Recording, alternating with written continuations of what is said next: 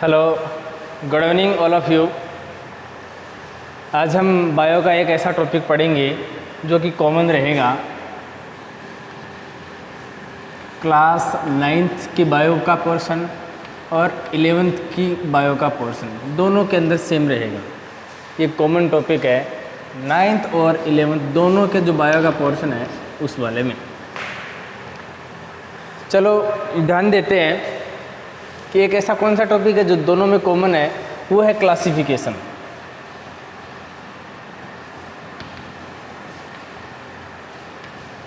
वो क्लासिफिकेशन है, वो वर्गीकरण है।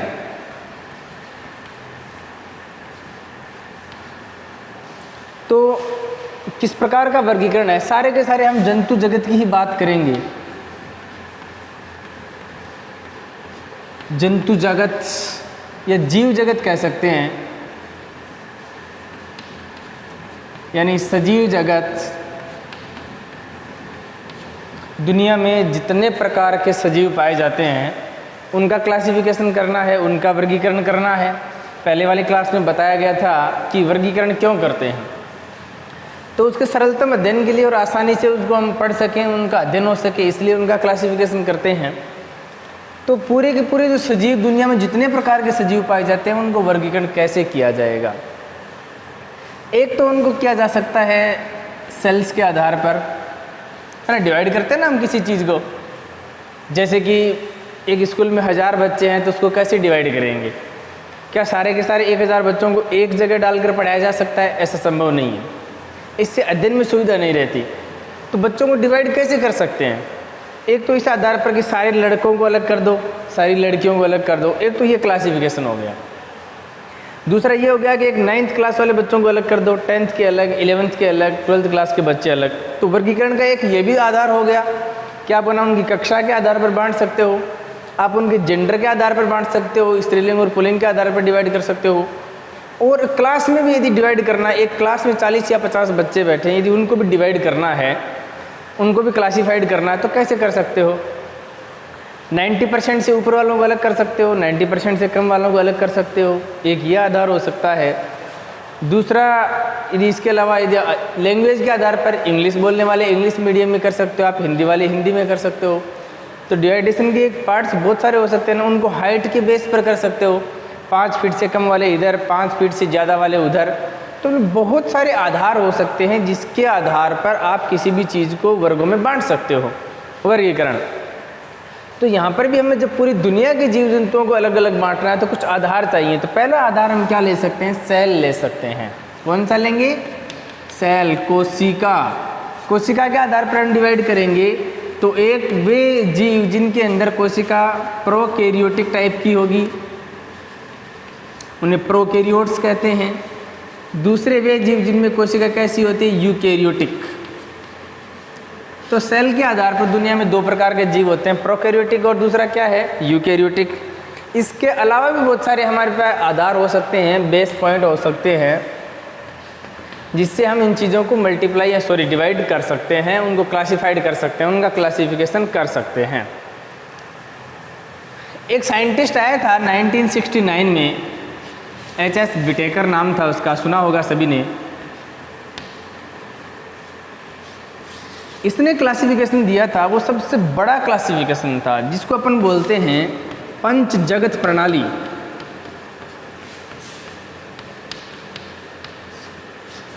पंच जगत प्रणाली यानी 5 किंगडम सिस्टम। तो विटेकर ने 1916 में एक क्लासिफिकेशन दिया था जिसे कहते हैं पंच जगत प्रणाली। इससे पहले भी आई थी एक जगत प्रणाली, द्विजगत प्रणाली, त्रिजगत और चतुर्जगत, लेकिन वो ज़्यादा उसमें कोई सार वाली बात या कुछ ढंग की चीज़ नहीं निकल कर आई जिसको कि सर्वमान्य कर लिया जाए, यूनिवर्सल तौर पर उसको मान्यता नहीं मिली। सबसे ज़्यादा क्लासिफिकेशन की जो मान्यता मिली वो किसको मिली? पंच जगत प्रणाली को, जो किसने की दी थी? 1969 में विटेकर ने दी थी। अब देखिए पंच जगत, इसमें कितने जगत हैं? दुनिया बांट दी, सजीवों की दुनिया को कितने भागों में बांट दिया? 5 भागों में। कि दुनिया में सजीवों के 5 ही संसार हैं, 5 ही जगत हैं, उन्हें 5 प्रकार से क्लासिफाइड कर सकते हैं। तो एक तो बेस क्या रहेगा हमारा, सेल वाला रहेगा, और दूसरा याद रखना मैंने कल आपको बताया था सेल वॉल, कोशिका भित्ति। एक तो कोशिका के आधार पर कि प्रोकैरियोटिक है या यूकैरियोटिक है, दूसरा किस आधार पर बांट सकते हो आप, कोशिका भित्ति के आधार पर भी डिवाइड कर सकते हो कि जिनमें कोशिका भित्ति है वो सारे प्लांट हैं, जिनमें कोशिका भित्ति नहीं है वो सारे एनिमल है। तो ये भी एक डिवाइडेशन का प्रकार होगा। तो पहला तो हो गया कि इस सेल्स के आधार पर, दूसरा कोशिका भित्ति के आधार पर, और तीसरा हम बांट सकते हैं कि वो जीव अपना भोजन स्वयं बना रहा है तो स्वपोषी है, यदि वो ऐसा नहीं कर रहा है तो वो क्या है, परपोषी यानी ऑटोट्रोपस। और सेकंड कंडीशन क्या होती है, हेटेरोट्रोपस यानी स्वपोषी और परपोषी के आधार पर भी हम जीवों का वर्गीकरण कर सकते हैं। हम सेल वाल के आधार पर भी कर सकते हैं, हम सेल्स के टाइप्स के आधार पर भी जीवों का क्या कर सकते हैं, क्लासिफिकेशन कर सकते हैं। तो ऐसी ही चीज़ें हमारे पास होनी चाहिए, बेस पॉइंट हैं ये हमारे, कि जिनके आधार पर हम क्या करेंगे, इनका क्लासिफिकेशन करेंगे। तो मैं इसको रफ करके फिर ये जो 5 किंगडम सिस्टम है इसको अपन बनाते हैं, इसको पढ़ते हैं। पंच जगत प्रणाली। तो विटेकर ने हमें ऐसा क्या दिया था जिससे कि दुनिया में जितने जंतु हैं, जानवर हैं, सजीव हैं, उनको 5 भागों में हमने डिवाइड कर दिया। चलिए पढ़ने का प्रयास करते हैं, थोड़ा सा समझते हैं कि 5 किंगडम सिस्टम क्या है। देखिए इसको हम 2 प्रकार से डिवाइड करने का प्रयास करेंगे। यदि पहला हम आधार मान लें कि केवल प्रोकैरियोटिक के आधार पर और यूकैरियोटिक के आधार पर करेंगे, तो दुनिया में जितने भी सजीव हैं या सजीव जगत है, ऐसे लिख सकते हैं, उसको अपन 2 भागों में डिवाइड करेंगे। एक कौन से, प्रोकैरियोटिक,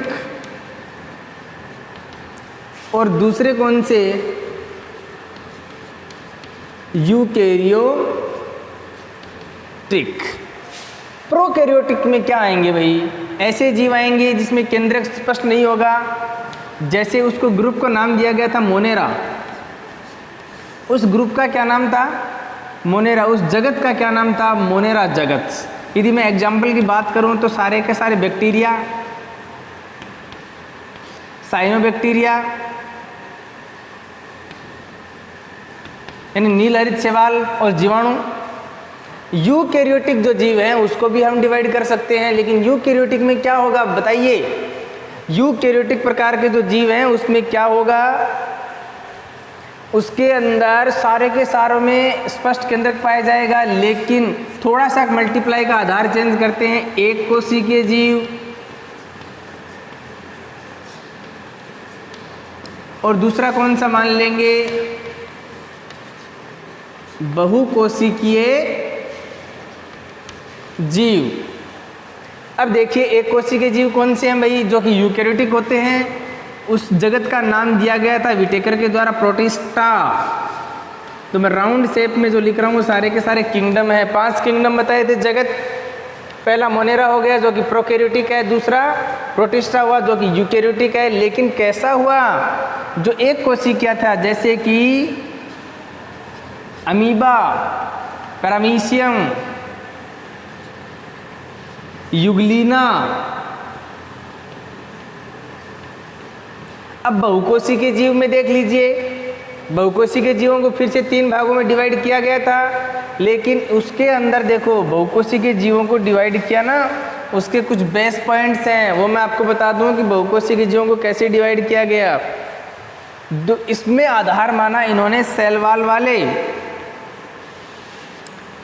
सेल वाल यानी यूँ कह सकते हो कि विद सेल वाल, यहाँ कह सकते हो विदाउट सेल वाल।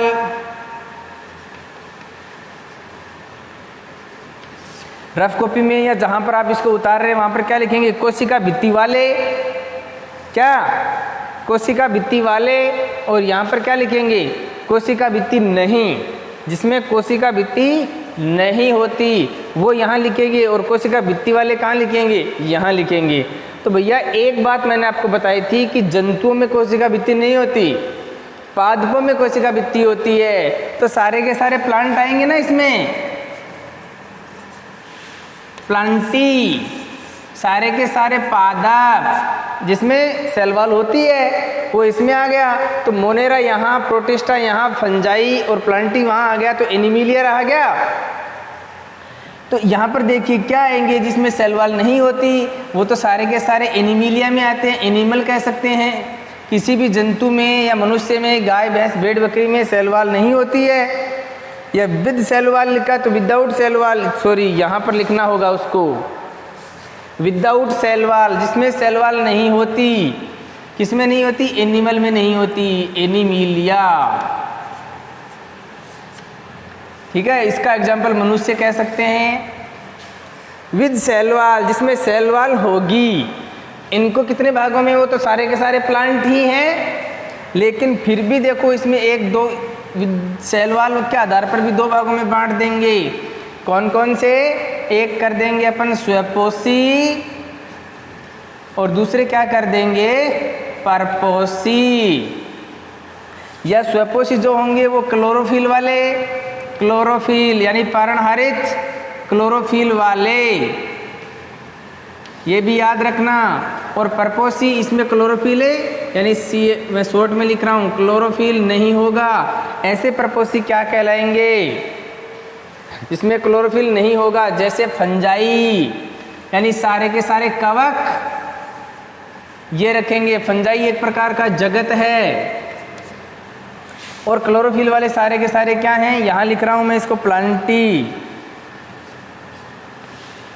यानी पादप जगत। तो क्लासिफिकेशन में देखो 5 जगत बताए थे। एक तो मोनेरा जगत, प्रोटिस्टा जगत, फंजाई जगत, प्लांटी जगत और एनिमिलिया। तो 5 ही जगत हैं। तो कौन सी की क्या क्या विशेषता है आप इसको उतार लीजिए। मोनेरा है, ये प्रोकैरियोटिक हैं।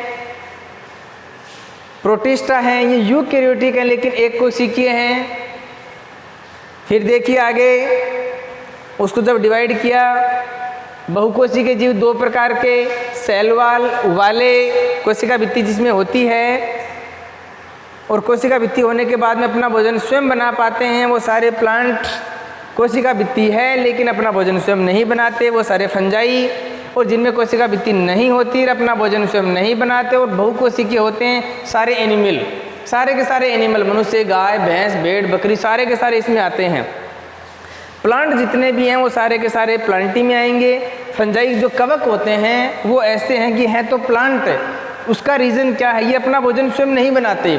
जो अपना भोजन स्वयं नहीं बनाते वो परपोषी होते हैं और वो सारे एनिमल होते हैं।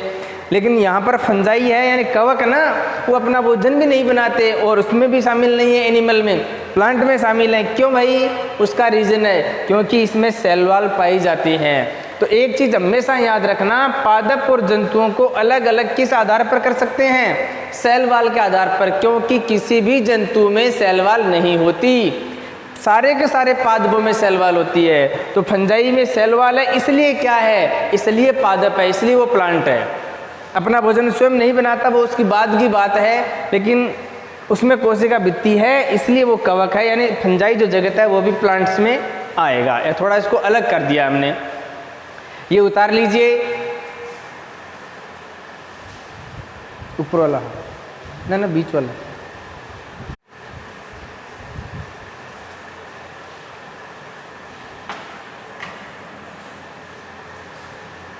चलो इसको उतार लिया होगा, स्क्रीनशॉट लिया, जैसे भी है उसको आगे पढ़ते हैं। तो सजीव जगत का एक तो डिवाइडेशन ये रहेगा।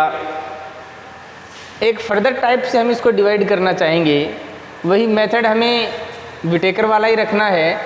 किंगडम केवल 5 ही करने हैं जगत की। यदि हम बात करें उनके कुछ कैरेक्टर के साथ हम क्लासिफिकेशन करते हैं। तो विटेकर ने जो क्लासिफिकेशन किया उसके आधार पर हम देखते हैं जो पहला जगत बनता है वो कौन सा बनेगा? वो मोनेरा बनेगा। दैट सेकंड कौन सा बनेगा? प्रोटिस्टा। देन थर्ड फंजाई, फिर आएगा आपका प्लांटी, देन लास्ट एनिमिलिया।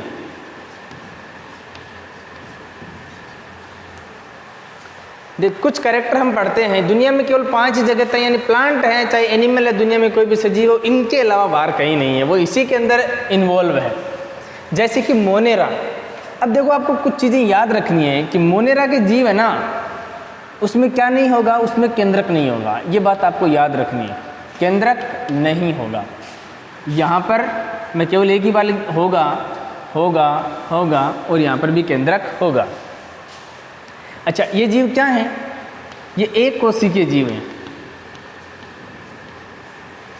ये भी क्या हैं? एक कोशिकीय जीव हैं। और ये क्या हैं?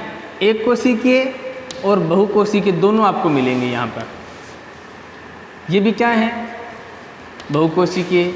ये भी क्या हैं? बहुकोशिकीय जीव। अच्छा, सेल वॉल की बात करें, कोशिका भित्ति,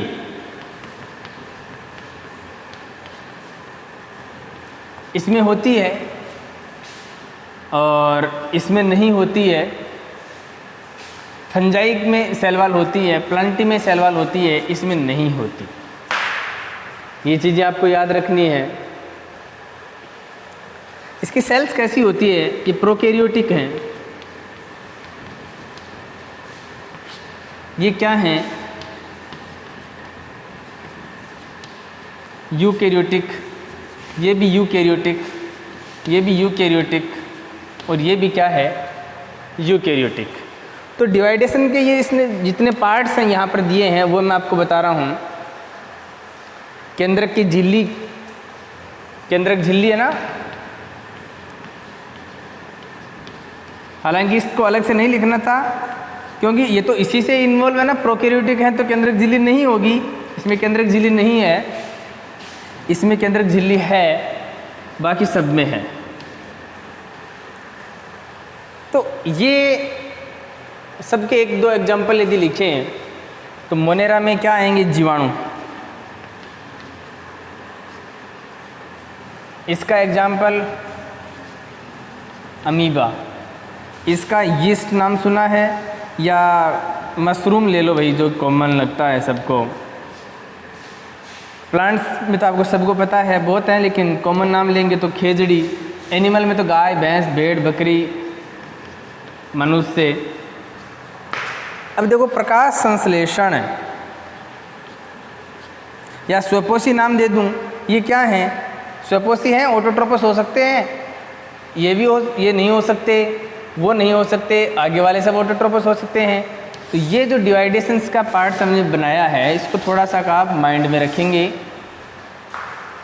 ये परपोषी हैं, ये भी परपोषी हैं। यदि उस हिसाब से आप लिखो, परपोषी, ये भी परपोषी, ये स्वपोषी हैं और ये परपोषी हैं। बैक्टीरिया और साइनोबैक्टीरिया ना, ये स्वपोषी और परपोषी दोनों में काउंट कर सकते हो आप इसको, क्योंकि जो साइनोबैक्टीरिया हैं वो ऐसा कर सकते हैं क्योंकि उसमें क्लोरोफिल प्रेजेंस रहता है, इनमें नहीं रहता। तो ये चीज़ आपको याद रखनी है। ये क्लासिफिकेशन हो गया मोनेरा, प्रोटिस्टा, फंजाई, प्लांटी और एनीमिलिया का। अब उसके फर्दर डिवाइड करके मैं उसके एग्जाम्पल और आपको बताऊंगा। कुछ चीज़ें आपको याद रखनी है कि मोनेरा में जब एक कोशिकीय प्राणी हैं और प्रोटिस्टा में भी एक कोशिकीय हैं, तो वे डिवाइड क्यों किया? सारे के सारे एक कोशिकीयों को एक जगह रख दो ना, मोनेरा में रख दो या फिर प्रोटिस्टा में रख दो। इसमें भी एक कोशिकीय है, इसमें भी एक कोशिकीय है। तो भैया इसका रीज़न ये नहीं है, इसका रीज़न क्या था? मैंने कहा था आधार एक नहीं था। इसमें एक कोशिकीय जीव हैं लेकिन उसमें केंद्रक नहीं होगा, इसमें भी एक कोशिकीय हैं लेकिन स्पष्ट केंद्रक होता है। यानी ये वाले एक कोशिकीय यूकैरियोटिक हैं और ये वाले एक कोशिकीय क्या हैं? प्रोकैरियोटिक हैं। ये बहुत बड़ा डिवाइड है, उसमें बहुत बड़ा डिफरेंस है, एक बेस पॉइंट है जिसके आधार पर हमने इसको क्लासिफाइड किया है। तो आप इसको उतार लीजिए, उसके बाद में थोड़ा और क्लासिफिकेशन पढ़ते हैं।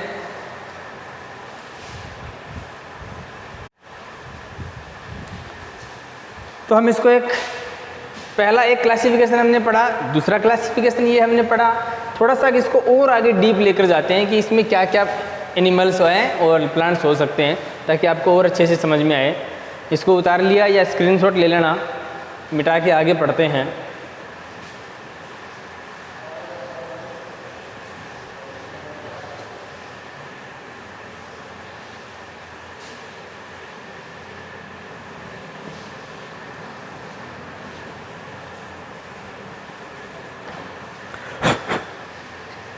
तो अब ये जो विटेकर की जो पंचजगत प्रणाली है उसमें देखिए थोड़ा सा और हम इसको फर्दर डिवाइड करते हैं तो कितने किंगडम हुए? 5 हुए ना। पहला कौन सा किंगडम ले लेते हैं? ये हमने यहाँ पर ले लिया मोनेरा। दैट सेकंड यहाँ पर लिख दे रहा हूँ मैं प्रोटिस्टा। यहाँ लिखा जा रहा है फंजाई, प्लांटी, एनिमिलिया। तो ये इसके कुछ डिवाइडेशंस के हमारे पास बेस पॉइंट हैं। इसको हम थोड़ा सा आगे फर्दर लेकर चलते हैं, देखो क्या निकल कर आएगा। अब देखिए सबसे पहले वाला जो ग्रुप कौन सा है? मोनेरा है। मोनेरा में सारी डिटेल थी वही है, प्रोटिस्टा में भी वही है, फंजाई में भी वही है। प्लांटी और एनिमिलिया को थोड़ा सा हम आगे डिवाइड करेंगे, बट पहले मैं आपको बता दूं कि मोनेरा के जो एग्जाम्पल्स हैं वो माइंड में आपके रहने चाहिए, सारे के सारे बैक्टीरिया। और दूसरे कौन से? नील हरित शैवाल,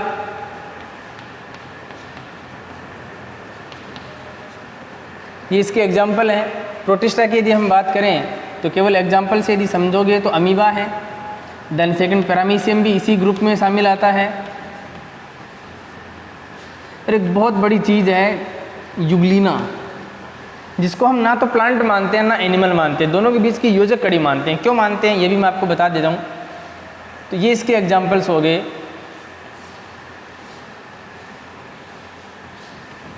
ये बैक्टीरिया और साइनोबैक्टीरिया, इसको इसमें इन्वॉल्व करते हैं।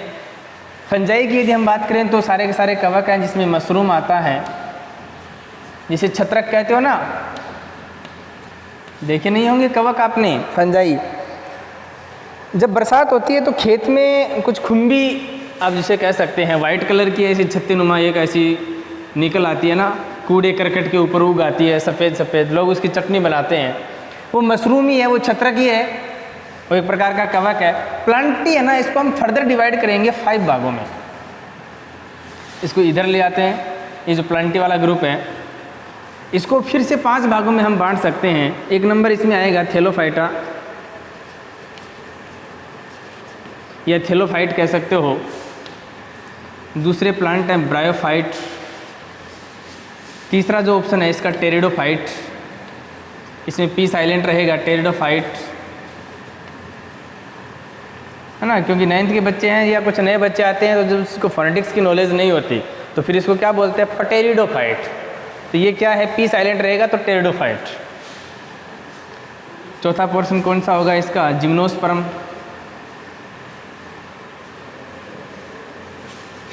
फिर आएगा इसमें क्या? एंजियोस्पर्म। यदि एंजियोस्पर्म की बात करूं तब भी इसको फिर से फर्दर 2 भागों में डिवाइड कर सकते हैं। एक वैसे प्लांट जो एक बीजपत्री यानी मोनोकोट, और दूसरे कौन से हैं? डाइकोट। थेलोफाइट्स में क्या क्या आएंगे? थेलोफाइट्स में शैवाल आते हैं सारे, इसको भी 2 भागों में हम डिवाइड कर सकते हैं। एक इसमें आएंगे एल्गी और दूसरे आएंगे फंजाई आ सकते हैं इसमें, क्योंकि फंजाई को यहाँ पर प्लांट है ना, क्योंकि यहाँ पर तो क्यों फंजाई को अलग किया है हमने, बट यदि प्लांट की बात है कि दुनिया के सारे प्लांट तो फिर ये प्लांट में आता है क्योंकि इसमें सेलवाल है, इसलिए इसको यहाँ पर भी हम इन्वॉल्व करेंगे। ब्रायोफाइट हैं, टेरिडोफाइट्स हैं, जिम्नोस्पर्म हैं और एंजियोस्पर्म। एक बीजपत्री और द्विबीजपत्री। मोनोकोट का मतलब एक बीजपत्री, इसका मतलब द्विबीजपत्री। द्विबीजपत्री का मतलब जैसे कि चना है, एक बीजपत्री का मतलब जैसे कि बाजरा। एक बीजपत्री द्विबीजपत्री क्या है, डिफरेंस क्या रहता है, इसको ऐसा क्यों कहेंगे, वो आगे की क्लासों में पढ़ेंगे। फिलहाल हमें केवल क्लासिफिकेशन पढ़ना है। यदि एनिमिलिया की बात करें तो मैं इसे 2 भागों में डिवाइड कर सकता हूँ। एक नंबर आप कह सकते हो कि वो कॉर्डेट्स हैं, दूसरे को आप क्या कह सकते हो? नॉन कॉर्डेट्स, यानी जिनमें रीढ़ की हड्डी पाई जाती है, जिसमें स्पाइनल कॉर्ड है वो कॉर्डेट्स हैं, यदि नहीं है तो वो नॉन कॉर्डेट्स हैं। ये कॉर्डेट्स भी कितने प्रकार के हो सकते हैं? ये 5 प्रकार के हो सकते हैं। यदि हम फर्दर और डिवाइड करें इसको तो ये 5 प्रकार के कौन से? एवीज, पीसीज, रेप्टिलिया, यहाँ लिख दे रहा हूँ मैं, एम्फीबिया देन लास्ट मेमेलिया। और इसके 9 पार्ट्स हैं, मैं लिखूंगा नहीं, जैसे कि प्रोटोजोआ है, क्योंकि आएंगे भी नहीं यहाँ। Porifera, protozoa, Porifera, Coelenterata, protozoa, Porifera, Coelenterata, Arthropoda, Mollusca, Echinodermata, है ना, प्लेटीहेल्मिन्थीज, एस्के हेल्मिन्थीज, ये 9 इसके क्या हैं, ग्रुप हैं। बट उसमें क्या नहीं होगा, उसमें बोन्स नहीं पाई जाती, रीढ़ की हड्डी वाली बोन्स है ना, वो नहीं होगी, स्पाइनल कॉर्ड। और एवीज है, इसमें सारे के सारे उड़ने वाले, पीसीज इसमें सारी मछलियाँ, रेप्टिलिया में सारे रेंग कर चलने वाले, एम्फीबिया में जल और थल दोनों में रहने वाले, और मेमेलिया में वे प्राणी आते हैं जो अपनी संतान को जन्म देने के बाद में दूध पिलाते हैं, जैसे कि मनुष्य है, जैसे कि चमगादड़ भी इसी ग्रुप का है एनिमल। तो दुनिया में जितने भी जानवर हैं उनको 2 भागों में बांट सकते हैं, रीढ़ की हड्डी वाले या कॉर्डेट्स वाले, या जिसमें स्पाइनल कॉर्ड होती है, या जीवन में कहीं ना कहीं उसमें नोटोकॉर्ड पाई जाएगी। जीवन की किसी ना किसी फेज में नोटोकॉर्ड होगी, जिसमें नहीं होगी वो नॉन कॉर्डेट्स कहलाते हैं। इसके भी 9 ग्रुप हैं, Protozoa, Porifera, Coelenterata, Arthropoda, Mollusca, Annelida, Echinodermata, Platyhelminthes, Aschelminthes, ऐसे। कॉर्डेट्स के 5 हैं, एवीज में उड़ने वाले, पक्षी वर्ग, मछली वर्ग, रेंग कर चलने वाले, रेप्टिलिया वर्ग, एम्फीबिया यानी उभयचर यानी जल और थल दोनों में रहने वाले, मेमेलिया अपने बच्चों को दूध पिलाने वाले, या जिसमें स्तन ग्रंथियाँ पाई जाती हैं यानी स्तनधारी। तो इस प्रकार से ये एक क्लासिफिकेशन निकल कर आता है। किसका क्लासिफिकेशन? पूरे जगत का। दुनिया में जितने प्रकार के सजीव पाए जाते हैं वो इस क्लासिफिकेशन से बाहर नहीं हैं। तो दुनिया में 5 जगत बनाए हैं, मोनेरा, प्रोटिस्टा, फंजाई, प्लांटी और एनिमिलिया। इसको हमने फर्दर डिवाइड किया। तो कोई भी आप एनिमल का नाम लीजिए, कोई भी प्लांट का नाम लीजिए, वो इससे बाहर नहीं होगा। तो ये दुनिया का सबसे शानदार क्लासिफिकेशन था, जिसमें प्रत्येक जानवर को इन्वॉल्व किया गया है और बहुत अच्छे बेहतर ढंग से किया गया है। तो मैं आशा करता हूँ कि आपको ये क्लासिफिकेशन याद हुआ। यदि विटेकर की ये 5 किंगडम सिस्टम यदि आपको याद है तो आपको 9th, 10th, 11th, 12th या BSc की क्लासों तक, हो सके तो MSc की क्लासों तक क्लासिफिकेशन में कोई दिक्कत नहीं आएगी और सारी चीज़ें आपके बिल्कुल एकदम प्योर रहेंगी, शुद्ध रहेंगी और बिल्कुल नीट एंड क्लीन रहेंगी कि हाँ ये जो प्राणी है वो कहाँ आएगा। आई बात समझ में? तो ऐसे ही कुछ चीज़ों को आगे हम पढ़ेंगे। तब तक के लिए धन्यवाद।